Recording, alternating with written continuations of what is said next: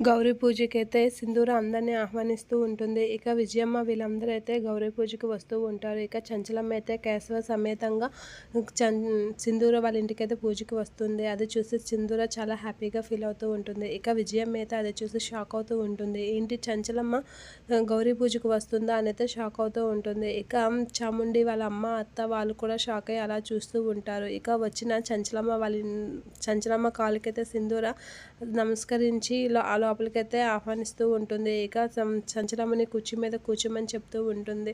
అదే టైంలో చంటికి ఒక రూమ్‌లో పనుందని చెప్పి కరెంట్ పని అని చెప్పి లోపలికి పంపిస్తూ ఉంటారు. చంటి లోపలికి వెళ్ళి ఆ పనేదో చూస్తున్న టైంలో వేరే అతను వచ్చి బయట గడైతే పెట్టేస్తూ ఉంటాడు. అదేంట్రా లోపల చంటి ఉంటే నువ్వు బయట గడ పెట్టేస్తున్నావని ఒక అతను అలా అడిగేసరికి చంటి అదే టైంలో ఆ డోర్ దగ్గరికి వచ్చి కొట్టబోతూ ఉంటాడు. అలా కొడుతున్నప్పుడు చంచలమ్మ చంటిని పూజకి రానివ్వకుండా ఎలా చేయమంది, అందుకే చంటిని లోపల పెట్టి తలుపేశాను అనేది అంటూ ఉంటాడు. ఆ మాటలు విని చంటి షాక్ అవుతూ ఉంటాడు. ఇక పంతులు గారు పూజ అయిపోయిందమ్మా అని చెప్పి అందరికీ హారతి ఇచ్చి హారతి తీసుకోమని చెప్పేసి ఇలా అంటూ ఉంటారు.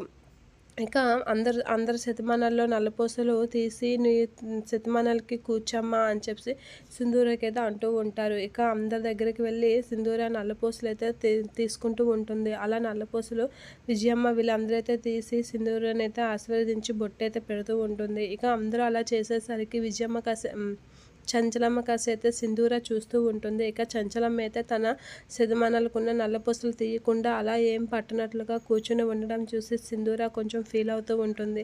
అత్తమ్మ నాకు నల్లపూసలు ఇవ్వడం తనకి ఇష్టం లేదా ఏంటనైతే అలా చూస్తూ ఉంటుంది. అయినా చంచలమ్మ ఏం పట్టించుకోకుండా అలా చూస్తూ ఉంటుంది. విజయమ్మ కూడా చూస్తూ ఉంది. చంచలమ్మ నల్లపూసలు ఇస్తుందా ఇవ్వదా అని అయితే చూస్తూ ఉంటుంది. ఇక సింధూర అయితే ఫీల్ అవుతూ ఉంటుంది చంచలమ్మ చేసిన పనికి.